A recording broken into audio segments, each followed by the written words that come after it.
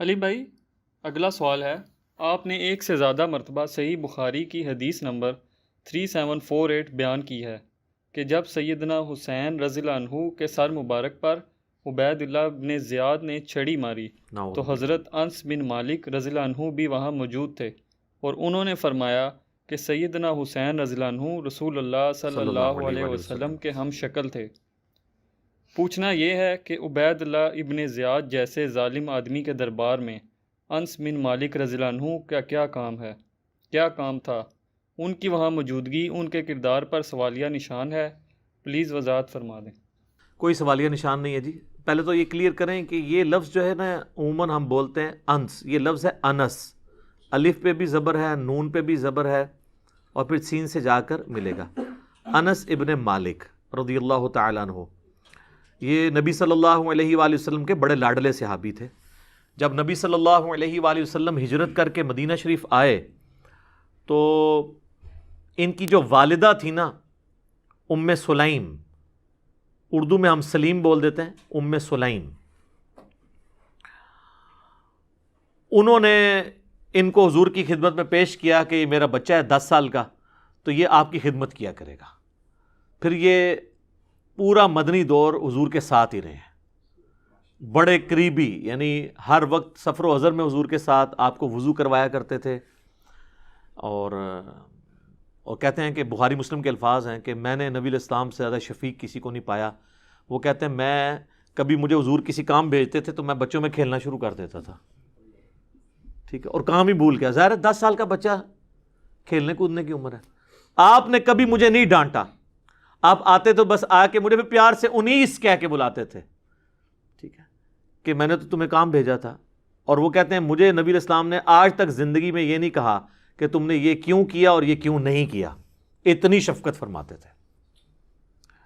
تو ان کی خوش قسمتی ہے کہ 7 صحابہ جنہوں نے سب سے زیادہ حدیثیں روایت کی ہیں ذخیرہ احادیث میں، ان میں انس ابن مالک بھی شامل ہے۔ پہلے نمبر پہ حضرت ابو ہریرہ ہیں رضی اللہ تعالیٰ عنہ، پھر عبداللہ ابن عمر ہیں، انس ابن مالک ہیں، سیدہ عائشہ ہیں، اور عبداللہ ابن عباس ہیں، جابر بن عبداللہ ہیں، ابو سعید خدری ہیں رضی اللہ عنہم اجمعین وعلیہم السلام اجمعین، ان میں یہ شامل ہے۔ اور اللہ تعالیٰ نے ان کو لمبی عمر دی، حضور کی دعا بھی تھی ان کے لیے کہ اللہ تعالیٰ اس کی عمر میں برکت دے۔ 93 ہجری میں یہ فوت ہوئے ہیں، حضور علیہ السلام کے بعد 82 سال تک زندہ رہے ہیں، اور آلموسٹ 110 سال کی عمر میں یہ فوت ہوئے ہیں۔ تو آپ ذرا امیجن کر سکتے ہیں، بعض جگہ 110 آتا ہے، بعض جگہ 103 آتا ہے، کیونکہ وہ پھر اس کے سن میں بھی اختلاف ہے۔ بعض 93 ہجری اگر مانا جائے نا تو ان کی 103 سال عمر بنتی ہے، قمری اعتبار سے اور شمسی اعتبار سے 100 سال، اتنی عمر تو تھی۔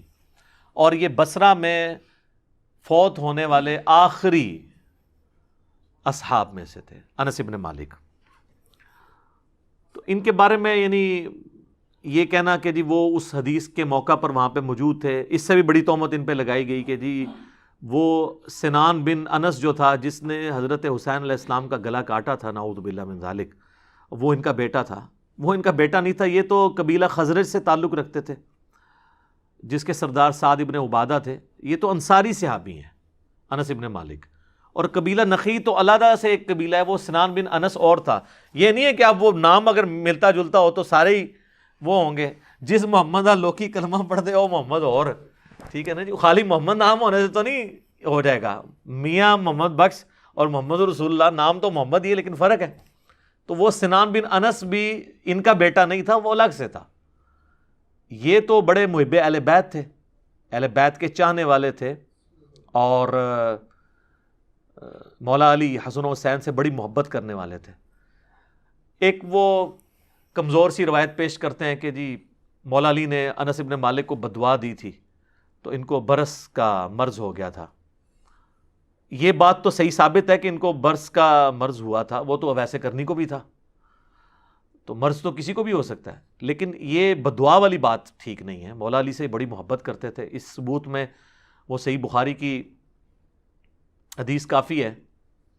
صحیح بخاری کے اندر حسن و حسین والے چیپٹر میں انس ابن مالک کہتے ہیں کہ رسول اللہ کہ سب سے زیادہ مشابہت رکھنے والے سیدنا حسن اور حسین تھے. حضور علیہ السلام کے ہم شکل وہ حسن و حسین کو مانا کرتے تھے. اور جامع ترمذی میں ایک اور حدیث ہے جو حدیث کی ایٹ لیسٹ 30 کے قریب اسناد موجود ہیں مختلف کتابوں کے اندر, اور وہ بڑی مشہور حدیث ہے. اسے حدیث طائر کہا جاتا ہے, پرندے والی حدیث جو ناسبیوں کے گلے میں اٹکتی ہے. مشکات کے اندر موجود ہے مولا علی کے فضائل والے چیپٹر میں. اس حدیث کے راوی بھی انس بن مالک ہیں. انس بن مالک کہتے ہیں کہ رسول اللہ صلی اللہ علیہ وآلہ وسلم کے پاس ایک بھنا ہوا پرندہ کسی نے گفٹ بھیجا, تو حضور علیہ السلام کھانے سے اس کو رک گئے اور کہا, اے اللہ اس وقت مخلوق میں جو تیرا سب سے پسندیدہ بندہ ہے نا, اسے میرے پاس بھیج, میں اس کے ساتھ بیٹھ کے یہ کھاؤں.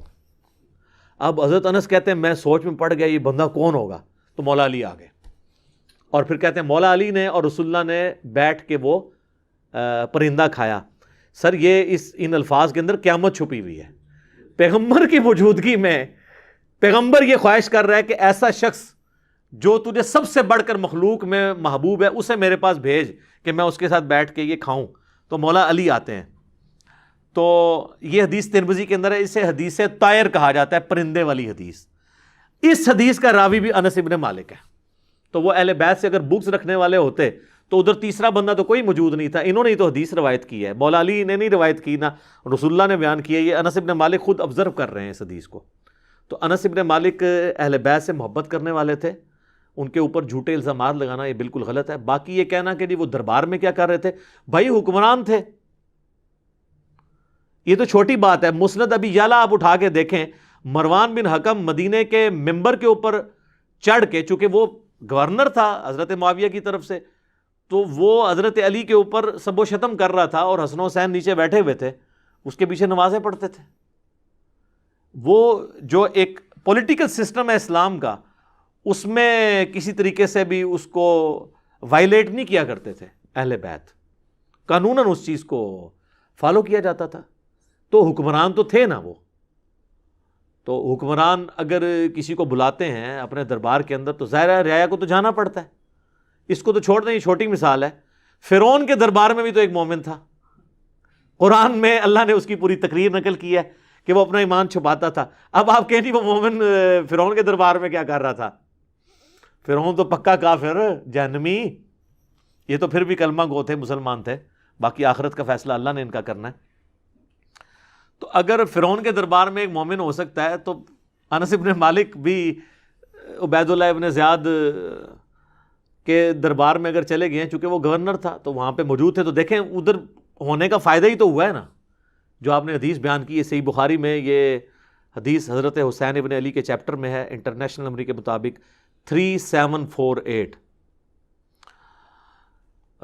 کہ جب سیدنا حسین ابن علی کا سر کاٹ کر ایک تشت میں رکھ کے, ایک کھلے برتن میں, عبید اللہ ابن زیاد گورنر کوفہ جو یزید کی طرف سے گورنر تھا اس کے سامنے رکھا گیا. وَلِعَاذُ بِاللَّهِ تعالی. جن لوگوں نے حسین ابن علی اور اہل بیت کو اس طریقے سے شہید کیا ان پہ اللہ کی لعنت, اللہ کے فرشتوں کی لعنت اور تمام لعنت کرنے والوں کی لعنت, آمین. تو اس میں امام بخاری نے الفاظ لکھے ہیں برأس الحسین علیہ السلام, حسین علیہ السلام کا سر کاٹ کر رکھا گیا. اس حدیث میں حسین کے ساتھ علیہ السلام لکھا ہے امام بخاری نے, لیکن سر وہ عربی میں لکھا ہوا ہے. دارالاسلام والوں نے تو عربی سے بھی نکال دیا, لیکن سیدہ فاطمہ کا جو چیپٹر ہے نا بخاری میں دارالاسلام والوں کا, اس میں علیہ السلام لکھا ہے. اسلام 360 میں, مکتبۃ الشاملہ میں آپ چلے جائیں آپ کو عربی پورشن میں نظر آئے گا, لیکن اسلام 360 میں عربی میں علیہ السلام لکھا ہے, اردو میں مولوی گھس گیا, اس نے رضی اللہ عنہ کر دیا. sunna.com سب سے بڑی ویب سائٹ ہے احادیث کی کتابوں کی بڑی سائٹس میں سے. اس میں آپ عربی سے اردو اور عربی سے انگلش ترجمہ احادیث کی کتابوں کا رکھا ہوا ہے, اہل حدیث کا. آپ دیکھیں یہاں پہ عربی میں برأس الحسین علیہ السلام لکھا ہوا ہے, اور ادھر انگریزی میں لکھا ہوگا حسین may اللہ پلیز ود ہم, اور حسین رضی اللہ عنہ, علیہ السلام لکھا ہی نہیں ہوا. اور کئی لوگ پھر ہم سے رابطہ کر رہے ہوتے ہیں کہ جناب وہ آپ نے کہا تھا اسلام 360 میں, وہ تو نکلے ہی نہیں ہے. تو ہم ان کو کہتے ہیں کہ اسلام 360 میں آپ عربی میں جائیں, ان کو تو چھوڑ دیں. وہ زائد چیپا بھائی جب مجھے ملنے آئے پہلی دفعہ 24 اگست 2017 کو اسلام آباد, تو ان کی اپنی وہ بنائی ہوئی ایپ ہے اسلام 360. تو وہ جب میں ان کو نمبر بولتا جا رہا تو وہ کہتے ہیں نہیں، میں نے کہا عربی میں دیکھیں، تو وہ بھی سر پکڑ کے بیٹھ کے کہ یار یہ عربی میں اگر لکھا تھا تو ترجمے والے نے کیوں 2 نمبری کی؟ کیونکہ ترجمے والے نے فرقہ بچایا اپنا تاکہ سنی شیعہ دراڑ قائم رہے. اور صرف ادھر نہیں، صحیح بخاری میں 6318 نمبر حدیث میں فاطمہ اور علی کے ساتھ اکٹھا لکھا ہے امام بخاری نے علیہم السلام. اور صرف امام بخاری نہیں، امام ابو داؤد نے کم از کم 12 جگہ پر سنن ابی داؤد کے اندر علی علیہ السلام لکھا ہے. 4646 نمبر حدیث آپ کھول کے دیکھیں ابو داؤد کی، علی علیہ السلام لکھا ہے. اور صرف یہ نہیں، امام ترمذی نے اور امام نسائی نے اپنی حدیث کی کتابوں میں حضرت حسن و حسین والی جو حدیث لی کہ وہ نبی الاسلام ان کی وجہ سے ممبر سے اتر کے نیچے آ گئے، اور ایک حدیث میں ہے کہ وہ ان کی اس پہ پیٹھ پہ چڑھ گئے تو نماز لمبی کر دی، اس میں انہوں نے لکھا ہے حسن اور حسین کے ساتھ علیہم السلام. یہ تو ہمیشہ سے لکھتے آئے ہیں. بہرحال اس میں آتا ہے کہ جب سر کاٹ کر رکھا گیا تو وہ چھڑی سے ان کے جو ہے نا وہ کریدنے لگا اور ان کے حسن میں کچھ کلام کیا. تو انس ابن مالک نے کہا اللہ کی قسم، یہ حدیث بخاری میں بھی ہے اور ترمذی میں بھی، اللہ کی قسم حسین ابن علی سب سے زیادہ رسول اللہ کی مشابہت رکھنے والے تھے. اور اس میں الفاظ ہیں کہ اس وقت حسین ابن علی کے سر اور داڑھی میں وسمہ کا خضاب لگا ہوا تھا. وسمہ وہ بوٹی تھی جو کالا کرنے کے لیے استعمال ہوتی تھی. میرا یوٹیوب پہ ایک کلپ بھی ہے کہ آپ کتنی عمر تک داڑھی کو کالا کر سکتے ہیں. بہت بوڑھا بندہ تو نہیں کر سکتا، لیکن 50s کی رینج میں جو ہے نا، 60 سال سے پہلے کیونکہ حضرت حسین علیہ السلام کی عمر 58 سال تھی، تو آپ کالا کر سکتے ہیں. یہ علیحدہ سے ایک ٹاپک ہے، میں نے اس میں دلائل بھی دی ہیں اور مخالفین کے دلائل کا جواب بھی دیا ہے. تو انس ابن مالک وہاں تھے تو دیکھیں نا، وہ نعوذ باللہ خاموشی تو انہوں نے اختیار کی.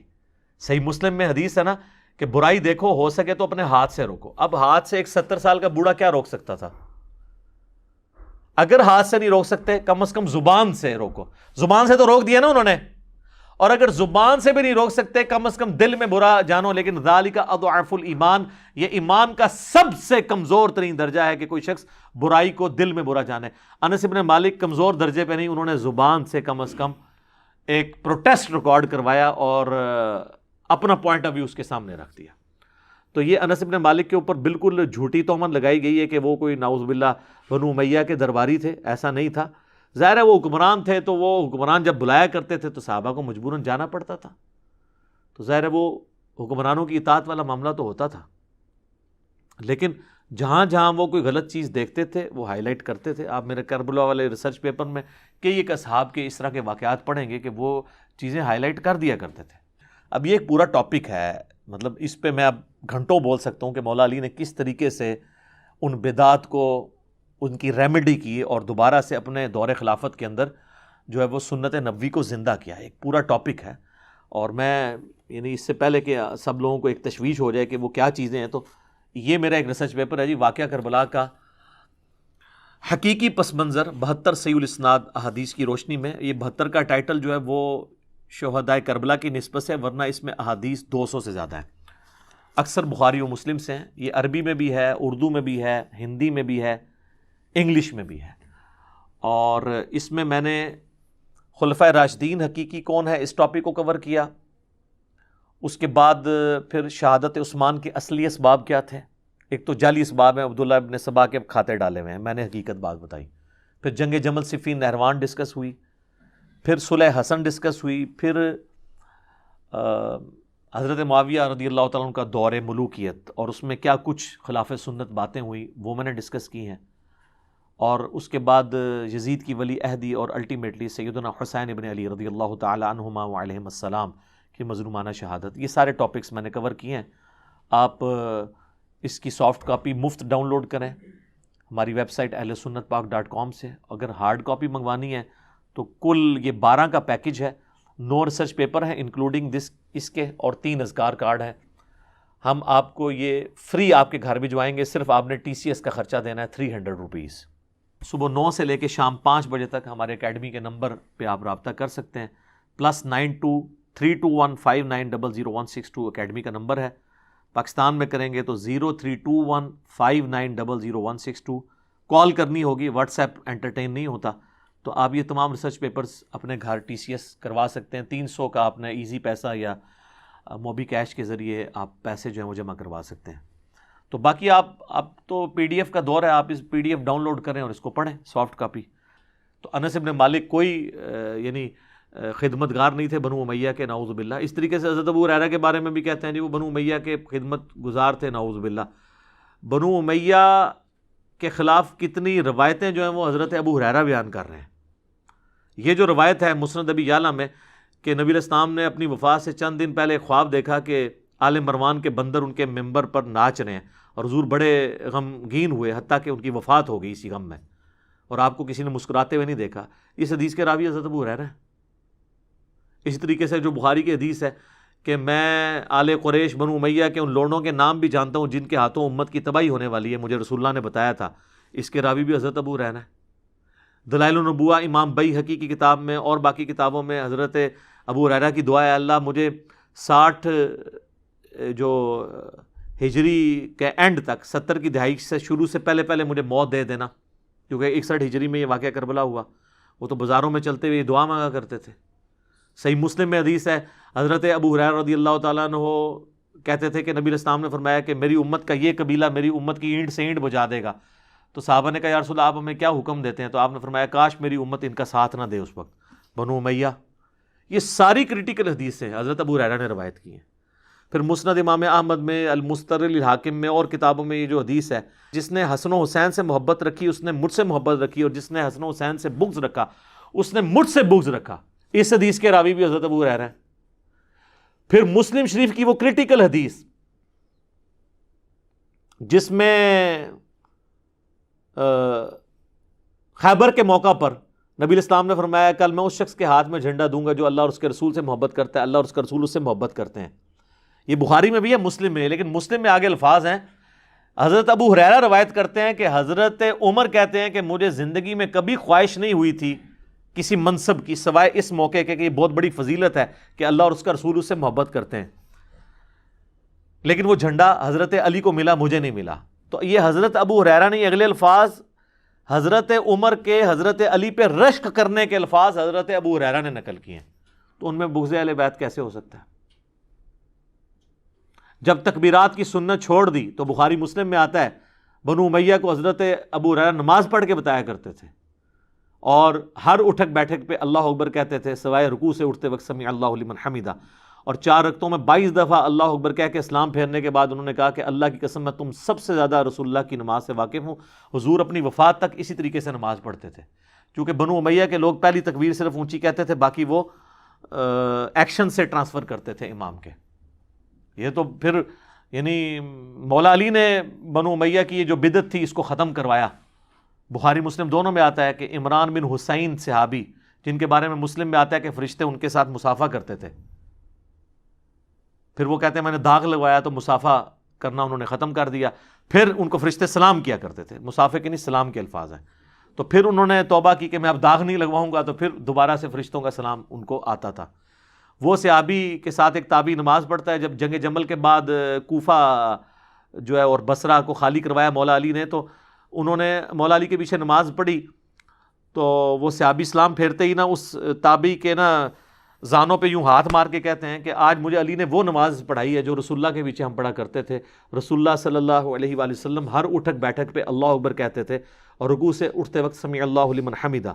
یعنی یہ حضرت عثمان کے دور میں ہی ان کے گورنروں نے نماز کی حالت بگاڑ دی تھی، کیونکہ جنگ جمل کے بعد اگر حضرت علی کسی نماز کو صحیح کر رہے ہیں تو اس کا مطلب ہے اس سے پہلے خراب ہو چکی ہوئی تھی۔ تو پھر اس کے بعد حضرت معاویہ کا دور آتا ہے، اس میں دوبارہ سے یہ جب نماز خراب ہوتی ہے تو حضرت ابو ہریرہ پھر کہتے ہیں میں تم سب سے زیادہ رسول اللہ کی نماز سے واقف ہوں۔ تو یہ ان کی قربانی ہے۔ پھر مسلم شریف میں حدیث ہے کہ مروان بن حکم جو مدینے کا گورنر ہوتا ہے، وہ کسی کام سے جاتا ہے تو پیچھے حضرت ابو ہریرہ کو گورنر بنا کے جاتا ہے، تو آتے ہی جناب وہ درباری شکایت لگاتے ہیں کہ ابو ہریرہ نے تو ہمیں نماز میں وہ صورتیں پڑھائی ہیں جمعے کی نماز میں جو علی بن ابی طالب کوفہ میں پڑھا کرتے تھے۔ یہ شکایتیں ہو رہی ہیں سر۔ تو مروان نے بلا کے ابو ہریرہ سے کہا کہ یہ تم نے یہ صحیح بات سنی؟ انہوں نے کہا میں یہ علی کی سنت نہیں، یہ رسول اللہ کی سنت ہے، علی جو کچھ کرتے تھے وہ رسول اللہ کی سنت پہ عمل کرتے تھے، تو تم یہ میری شکایت بنائی جا رہی ہے۔ یہ مسلم شریف سر، مولانا شریف نہیں، مسلم شریف۔ ہم نے جو لوگوں کا دماغ کھولا ہے، اگر آپ بخاری مسلم پڑھیں نا، آپ پہ نئی نئی راہیں، وہ کہتے ہیں نا وہ معرفت کی باتیں کھلتی ہیں، ان کی تو یعنی جعلی معرفت ہے نا، آپ کو واقعی ریالٹی پتہ چلتی ہے، ایک ایک چیز آپ کو سمیل ہوگی کہ یار یہ یوں کیوں ہے، یہ ایسے کیوں نہیں، یہ ایسے کیوں ہے، تو آپ کو وہ چینز جوڑنی شروع ہو جائیں گی، اور آپ کو پتہ چلے گا کہ بنو امیہ نے جو دین کا حلیہ بگاڑا تھا، اس کی وجہ سے اوائل اسلام کے اندر کتنی مشقتیں صحابہ کرام کو اٹھانی پڑیں۔ تو حضرت ابو ہریرہ ہوں، انس بن مالک ہوں، باقی صحاب ہوں، یہ ماشاء اللہ تعالی شیعان علی میں سے تھے۔ شیعہ یعنی پولیٹیکل ٹرم میں علی کی پارٹی کے لوگ، تو ان کے اوپر یہ بغض اہل بیت کا الزام لگانا کسی بنیاد کے اوپر لگانا چاہیے۔ خام خواہ آپ نے چند ایک باتوں کے اوپر کوئی بات کرنی شروع کر دی ہے تو پھر تو علیحدہ بات ہے، اس کا تو کوئی حل نہیں ہے۔ یہ تو ویسے ہی ہے جیسا کہ مختار سقفی کو سنی جو ہے سنیوں میں گھسے ہوئے ناسبی برا سمجھتے تھے، اس نے قاتلین حسین کو قتل کیا، اور شیعہ اس کو ایکسیپٹ نہیں کرتے تھے، وہ کہتے تھے کہ وہ جی عبداللہ بن عمر کا بہنوئی تھا، ٹھیک ہے نا جی۔ تو وہ یعنی اس طریقے سے تو کوئی مسئلہ حل نہیں ہوتا نا۔ اب کسی کا کوئی رشتہ نکل آیا ہے، کوئی تعلق نکل آیا ہے، یا کسی کے لیے کوئی تعریفی کلمات کر دی ہیں، اس کی وجہ سے پوری زندگی تو زیرو سے ملٹیپلائی نہ کرے۔ تو انس بن مالک رضی اللہ تعالیٰ عنہ علیہ السلام کی زندگی کو بھی زیرو سے ملٹیپلائی نہیں کرنا چاہیے، وہ اہل بیت کے چاہنے والے تھے۔ ٹھیک ہوگا جی۔